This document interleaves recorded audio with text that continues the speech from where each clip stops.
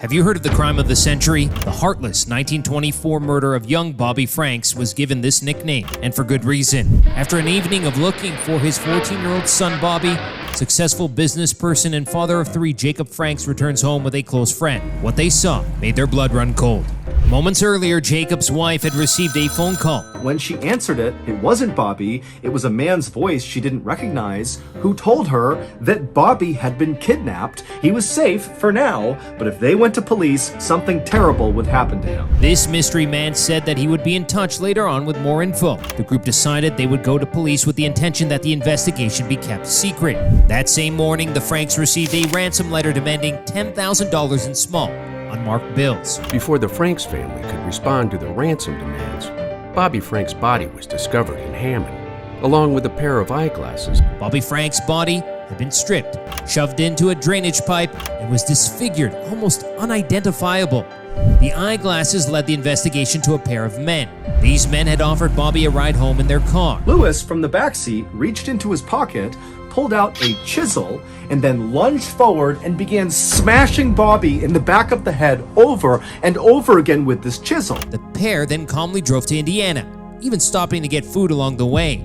All the while, the boy's dead body completely visible on the floor of the car. Their final location was a forest in Indiana. Even more heinous, they poured hydrochloric acid on Bobby's face and body.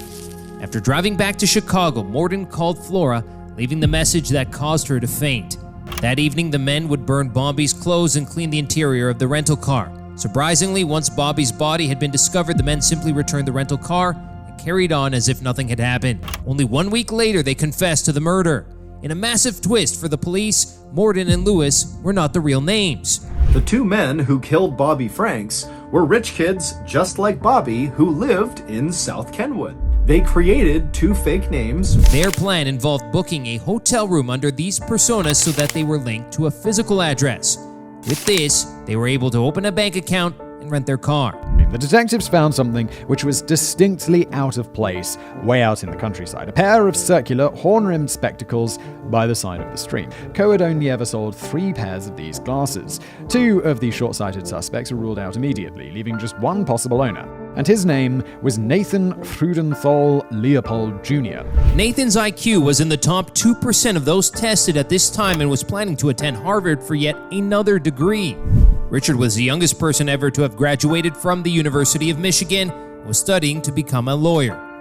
These literal geniuses told investigators they didn't kill Bobby for the money. He was obsessed with the idea that certain people, by virtue of their superior intellect, were above the morality of ordinary humanity. His obsession was so great that he came to believe he and his buddy were prime examples of this kind of superior being. Outrageously, when they were arrested, a chauffeur brought them silk pajamas and they were allowed to stay in a hotel instead of a cell. But ultimately, they both were sentenced to life in prison. 12 years later, Nathan would be murdered in prison by another inmate.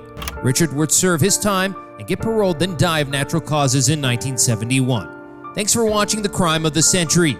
Be sure to subscribe for more.